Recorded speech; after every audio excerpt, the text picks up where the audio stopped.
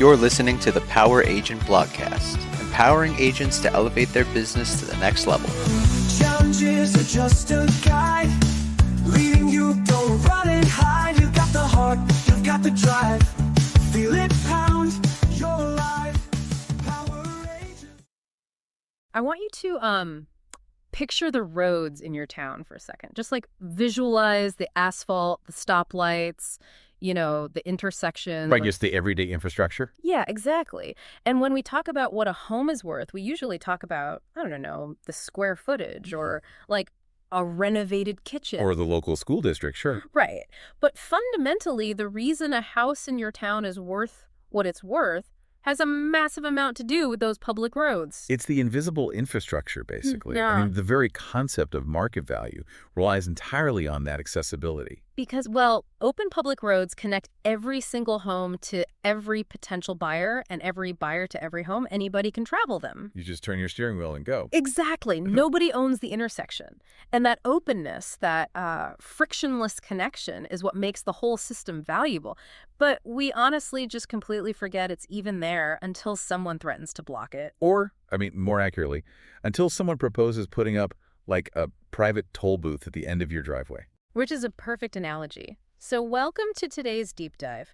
We are exploring a really fascinating proposal from our source material today called the MLS Alliance. Yeah, it's a really interesting concept. Because the real estate industry, it has its own version of those public roads. It's called the open marketplace, or specifically, the multiple listing service, the MLS. Right, which is the shared system that lets a listing from one brokerage reach a buyer working with a totally different brokerage. It's the ultimate connector. And so our mission today is to unpack this proposed alliance, understand the, invisible forces shaping how you actually buy and sell homes, and really examine how a highly fragmented system can defend itself against massive national pressures. Yeah, and to really understand why this alliance is being proposed in the first place, we have to look at the sheer scale of the current landscape. Right, because it's huge. It is.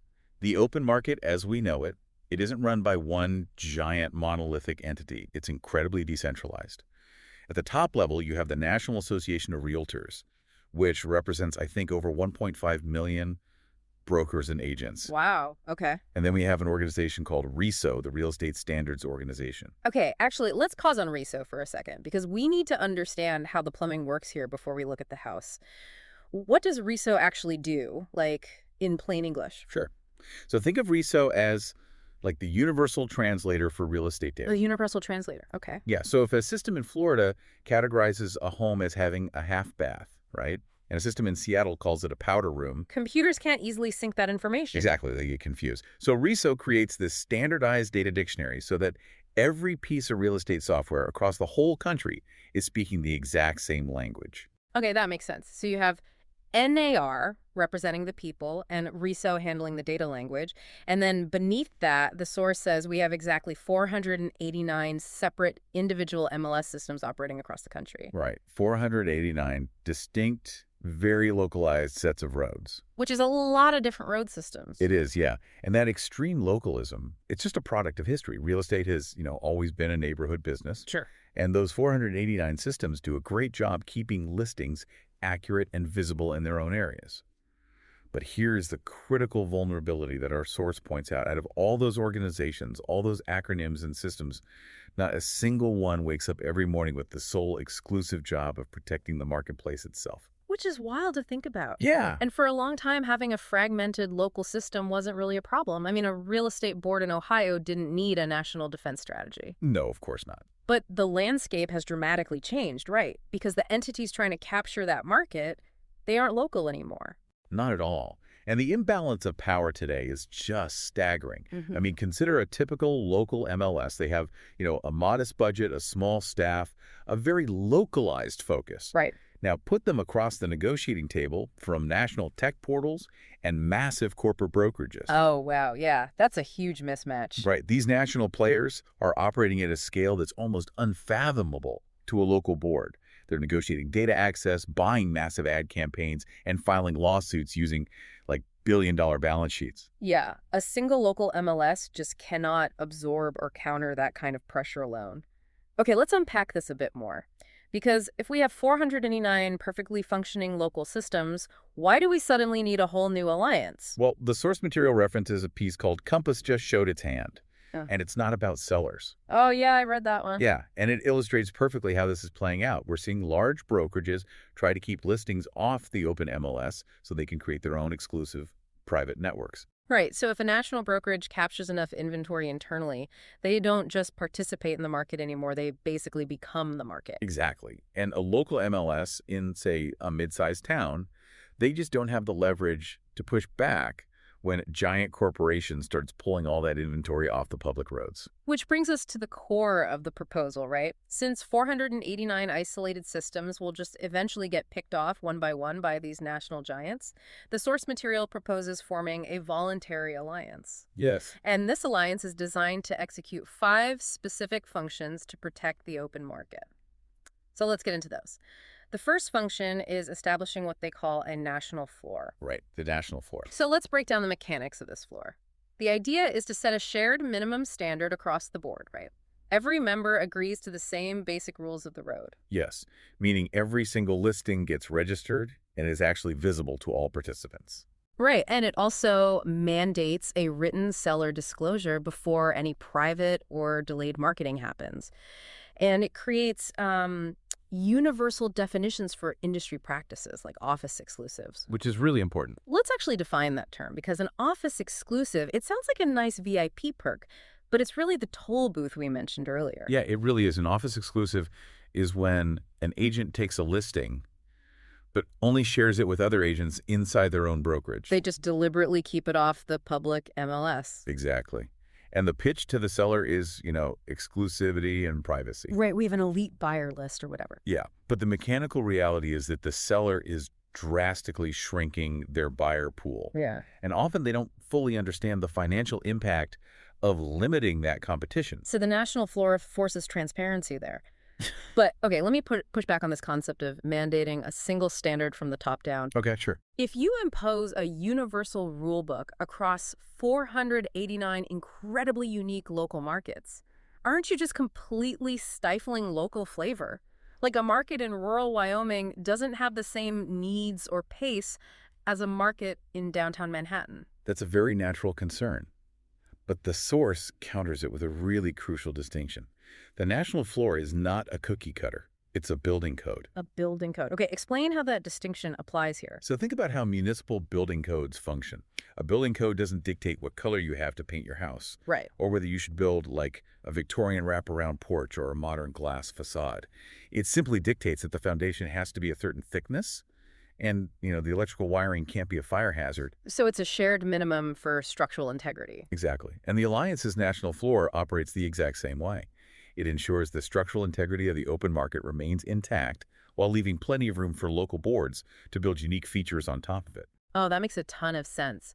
So once you establish that solid foundation, that building code, you suddenly have the groundwork necessary to tackle the next massive hurdle, which is negotiating with the tech portals. Right. And what's fascinating here is how this leads to the second major function of the Alliance, collective data licensing.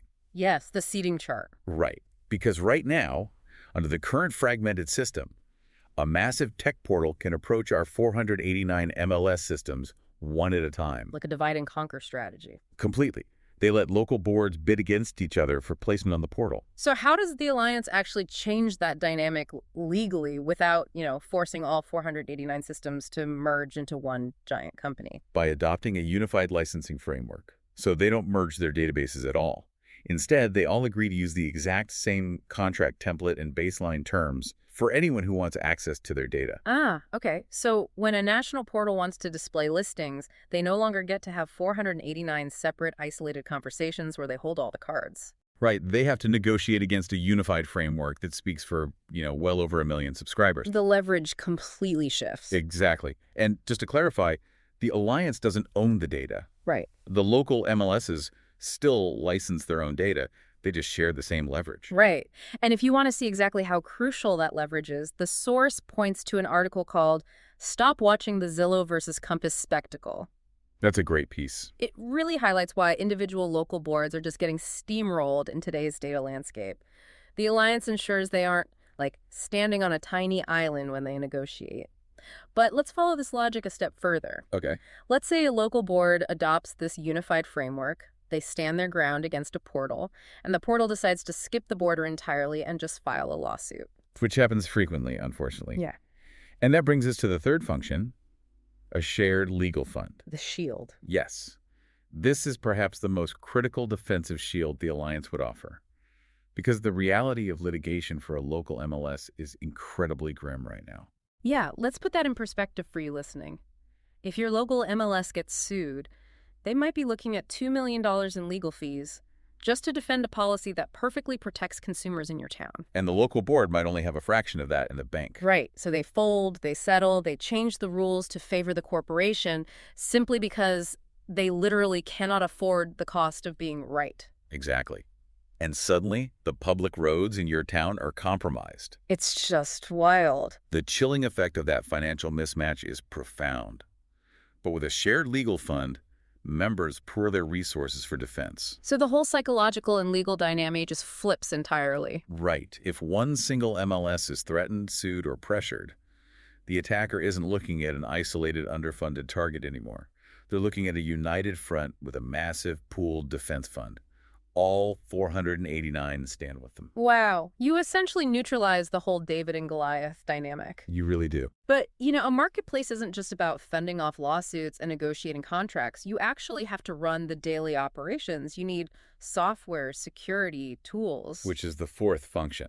Here's where it gets really interesting. Using those ROSO standards we mentioned earlier, the Alliance would fund and share enterprise-grade tools that small MLSs could never afford to build on their own. Right. But why is it so hard for a local board to just build their own tools? Like, if I'm running a local MLS with 1,000 agents, why can't I just buy some good software off the shelf? Honestly. Because of the massive capital required for modern data science. Oh, I see. Yeah, we're talking about sophisticated cross-market search capabilities, high-level fraud detection algorithms to catch, like wire fraud and phishing scams. And automated compliance monitors. Exactly. Developing top-tier artificial intelligence to detect a sophisticated listing scam isn't something a local board can fund with just local dues. No, of course not. But if you spread the cost of developing that algorithm across 1.5 million users instead of 1,000, suddenly the smallest MLS in the country gains access to the same supply chain technology as a Fortune 500 company. Right. Just by joining a voluntary cooperative, it completely democratizes the technology. It makes the market safer and faster for everyone. Now, all of this boardroom negotiation, legal defense, and algorithm talk, it's fascinating behind the scenes. But, I'm thinking about the person sitting in their living room right now, staring at a stack of paperwork, just trying to sell their house. Right, the actual consumer. Exactly. How does this massive alliance actually reach the consumer? Well, it reaches them through the fifth and final job, which the source material considers really the heart of the entire proposal. It's the battle for the kitchen table. The quiet war. Yeah, the quiet war. Because right now, corporate brokerages are spending massive advertising budgets pitching private networks to sellers. They sit at the kitchen table and say, don't put this on the open market. Keep it exclusive with us. We have a private list of elite buyers. Yes. They sell the illusion of a controlled premium process. Meanwhile, the open market doesn't have a marketing department. No, it doesn't. The case for the public roads is only being made quietly, one kitchen table at a time, by individual agents if it's being made at all. And if we connect this to the bigger picture, the core philosophy here is that sellers absolutely deserve to hear both sides of the story before they sign away their home's visibility. 100%. When a company with millions in ad spend is telling a seller to keep a listing private, there needs to be an equally loud voice explaining the fundamental mechanics of market economics, that true market value is discovered through maximum exposure. Not through a closed loop. Exactly. So the Alliance would be that voice. They would pool resources to run a steady national consumer campaign shouting one simple, honest truth. The open market is how your home reaches every buyer, and how every buyer reaches every home. It's such a vital message. And for the professionals out there trying to articulate this to sellers, the source material actually mentions a practical tool called the listing report card. Oh, yes. It's a system designed to measure market response, giving agents hard data to show sellers exactly what happens to demand when a property is kept private versus when it's blasted out to the open network. Because it provides empirical evidence that limiting visibility limits your final sale price. Right. Okay, I need to stop you here, though, and really push back on this entire structure. Go for it. So what does this all mean? Are we just replacing a bunch of corporate portals with one giant real estate monopoly? Because you're describing a unified group that sets national standards, negotiates data collectively, pools legal money, controls the software tools, and runs the national marketing campaigns. I know how it sounds. Right. If I am an independent local MLS, how is this not a cartel? It sounds like you're just forcing everyone to join just to survive. That is the most critical pushback to address, because good ideas die from this exact misunderstanding. We have to emphatically define what this alliance is not. Okay, let's hear the caveats. First and foremost, it is not a national MLS. So no centralized mega database absorbing all the local boards. None. There is no merged central system. Your local data stays in your local market under your local control. Okay, that's huge. Second, it is not a replacement for the National Association of Realtors. NAIR represents the human beings, the brokers and agents.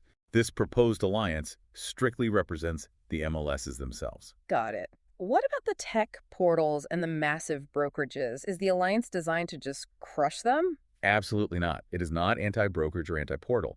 A fair open marketplace actually benefits them too, because it creates a stable, predictable environment for everyone to do business. But address the voluntary aspect. Like, strictly speaking, no one gets conscripted, right? Yeah. But if the alliance is so powerful, why wouldn't a local board feel coerced into joining? Because the alliance doesn't mandate participation. It simply makes the benefits of participation undeniable. The source brings in some really powerful historical comparisons to prove this model works without becoming a monopoly. Okay, like what? Look at Visa. Visa was not built because someone put a gun to the bank's heads and forced them to join a network. Right. The banks realized that if a credit card only worked at one specific bank's ATMs, the consumer would just abandon the card entirely. Exactly. It was useless without a shared network. They recognized that on a few specific things like shared payment infrastructure, standing together beat standing alone. But they remained fierce competitors for checking accounts and loans. They just cooperated on the plumbing. Yes. Or look at the Associated Press.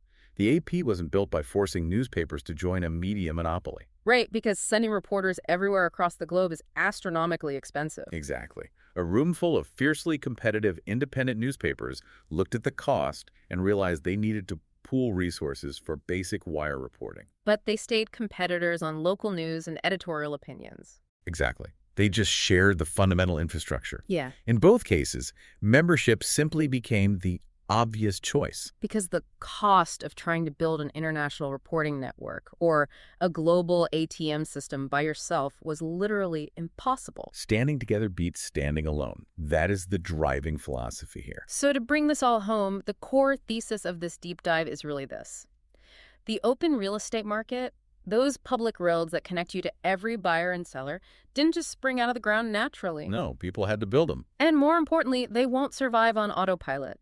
The industry needs to collectively tend to those roads, patch the potholes, and actively make sure nobody quietly closes a lane just so they can charge a premium toll. It requires intentional, collective maintenance. And for you listening, if you want to keep your finger on the pulse of exactly these kinds of disruptors and debates shaking up today's market, the source material highlights an excellent resource, privatelistingsdebate.com. That's a great site for this stuff. Yeah, it's built specifically to track the developments that anyone involved in real estate infrastructure really needs to understand. Because it's an evolving landscape, and staying informed is really the only way to navigate it. Definitely. And as we wrap up, I want to leave you with a final provocative thought to just mull over on your own. Oh, I love these. Let's hear it. So we started today by talking about how the value of a home is fundamentally determined by the open discovery of buyers and sellers on these public roads. It's this beautiful democratic system of finding out what an asset is truly worth based on human demand. Right. But if this invisible infrastructure of the open market isn't protected, if it slowly becomes segmented, privatized, and hidden behind corporate walls, will the very concept of market value change? Oh, wow. Will the price of a home stop being something discovered by the open public and instead become a number dictated by a few tech corporations based on their own private algorithms? What happens when the public road becomes a private driveway and only a select few hold the gate code? That is a fundamental question about the future of property ownership that we all need to be thinking about. Thank you so much for joining us on this deep dive into the MLS Alliance. Keep asking the tough questions, keep looking at the infrastructure beneath the surface, and we'll catch you on the next one.